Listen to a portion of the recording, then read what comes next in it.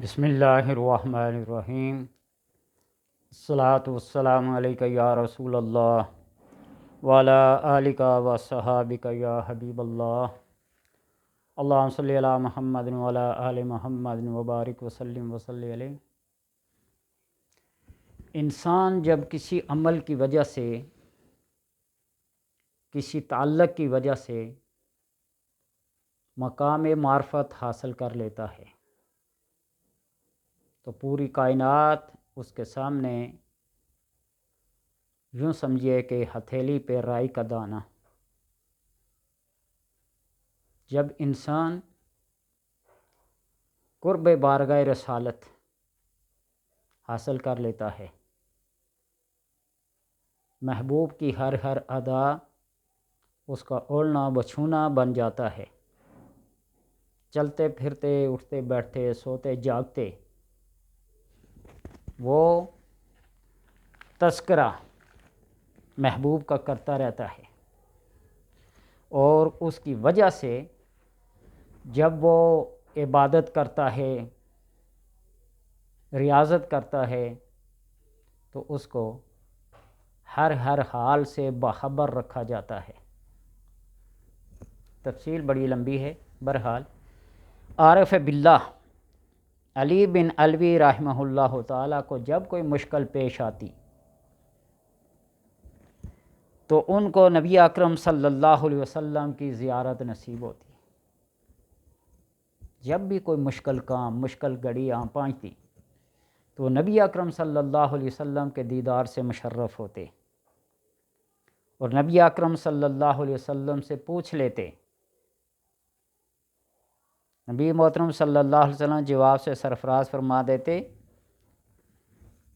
اس طرح یہ مقام قرب ہے بارگاہ رسالت کا، درود پاک کی وجہ سے، کسی خاص عمل کی وجہ سے، کسی خاص سنت کے اپنانے کی وجہ سے۔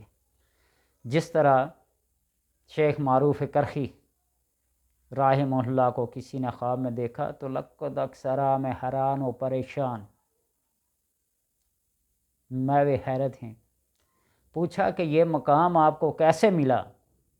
تو انہوں نے کہا کہ میں نے زندگی بھر مغرب کی 2 سنتوں میں سورہ توبہ کی آخری 2 آیات کو کبھی نہیں چھوڑا، اور اس کے پڑھنے کی وجہ سے اللہ تبارک و تعالیٰ نے مجھے یہ مقام عطا کیا ہے۔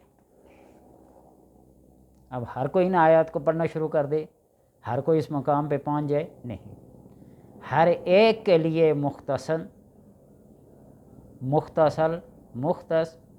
اور ایک سلیکٹڈ عمل ہوتا ہے جو اس کو بطور القاء، بطور کشف، خواب میں، جاگتے میں، کسی بزرگ کے ذریعے یا آپ صلی اللہ علیہ وسلم ڈائریکٹ اسے عطا فرماتے ہیں۔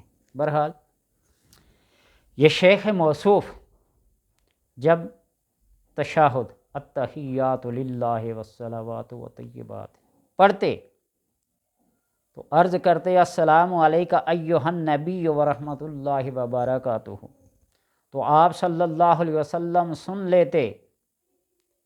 آپ صلی اللہ علیہ وسلم فرماتے وعلیکم السلام یا شیخ ورحمہ اللہ وبرکاتہ، اور جس کو نبی اکرم صلی اللہ علیہ وسلم ایسے جواب دیں اس کے قرب کا کوئی احاطہ نہیں کر سکتا، اس کی منزل کا، اس کے درجے کا اور اس کے مرتبے کا اندازہ دینے والے کو ہے یا لینے والے کو ہے۔ اور کبھی کبھی السلام علیکہ ایہا النبی کو بار بار پڑھتے۔ جب ان سے پوچھا گیا کہ آپ بار بار یہ کیوں پڑھتے ہیں تو فرماتے کہ جب تک آقا دو جہاں صلی اللہ علیہ وسلم سے جواب نہ سن لوں تو آگے نہیں پڑھتا۔ السلام علیکہ ایہا النبی ورحمۃ اللہ وبرکاتہ بار بار کہتے، اور جب تک آپ صلی اللہ علیہ وسلم وعلیکم السلام نہ فرماتے یہ شیخ آگے تحیات نہ پڑھتے۔ اور امام شیرانی سے منقول ہے کہ فرمایا کچھ حضرات ایسے بھی ہیں جو 5 نمازیں سرور عالم صلی اللہ علیہ وسلم کے پیچھے پڑھتے ہیں۔ یہ اس وقت تک سمجھ نہیں آتا جب تک کہ خود اس منزل سے، اس راہ سے گزر نہ پائیں۔ میں نے بہت عرصہ پہلے ایک عمل ویڈیو اپلوڈ کی تھی کہ مغرب اور عشاء کے درمیان میں 25 نوافل ادا کریں۔ 25 نوافل۔ لوگ ہیں کہ 25 نوافل کیسے؟ جس طرح مغرب کی 7 رکھتے ہیں، عشاء کی 17 رکھتے ہیں، 2 4 نوافل جوڑ جوڑ کے پڑھتے جائیں اور آخر والے 3 پڑھیں، 25 نوافل پڑھیں، اور ہر رکعت میں سورہ فاتحہ کے بعد سورہ اخلاص 25 بار پڑھیں، اور جب ہر رکعت میں آپ 25 بار پڑھیں گے تو 25 سے 25 کو ضرب دیں تو 625 سورہ اخلاص پڑھیں مغرب اور عشاء کے درمیان میں۔ اور جب یہ پڑھ چکے ہیں تو عشاء کی نماز تک پڑھتے رہیں۔ اگر کوئی چند منٹ پہلے نوافل ختم کر لیں تو عشاء کی اذان تک آپ درود پاک پڑھتے رہیں۔ یہ عمل 40 دن کا لگاتار متواتر ہے۔ 41ویں شب فجر کی نماز آپ صلی اللہ علیہ وسلم کے پیچھے پہلی صف میں کھڑے ہو کر بالکل آپ کے پیچھے سلام پھیرنے کے ساتھ ہی آپ صلی اللہ علیہ وسلم اس بندے سے پوچھیں گے بتا کیا چاہیے، اور میں کہوں کہ ہر بندے کو یہ نصیب ہو نہیں۔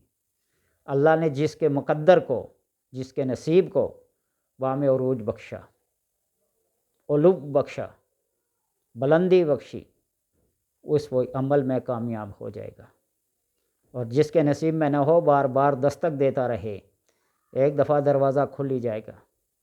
اللہ تبارک و تعالیٰ کے کرم سے ہوتا ہے ایسے۔ مجھے جب شوق لگا تھا نا، پڑھا تھا، سنا تھا، تو میں نے اپنے سارے کام کاج کو چھوڑ کے اس عمل کو پہلے کیا تھا، پھر کسی دوسرے عمل کے کرنے کی ضرورت نہیں رہتی۔ تو اس طرح امام شرانی فرماتے ہیں کہ بعض لوگ ایسے ہیں وہ اس مرتبے پہ فائز ہیں کہ وہ نبی اکرم صلی اللہ علیہ وسلم کے پیچھے 5 نمازیں ادا کرتے ہیں۔ اب وہ کیسے ادا کرتے ہیں؟ یہ بات نہ سمجھنے کی ہے نہ سمجھانے کی ہے جب تک کہ خود اس کیفیت سے نہ گزریں۔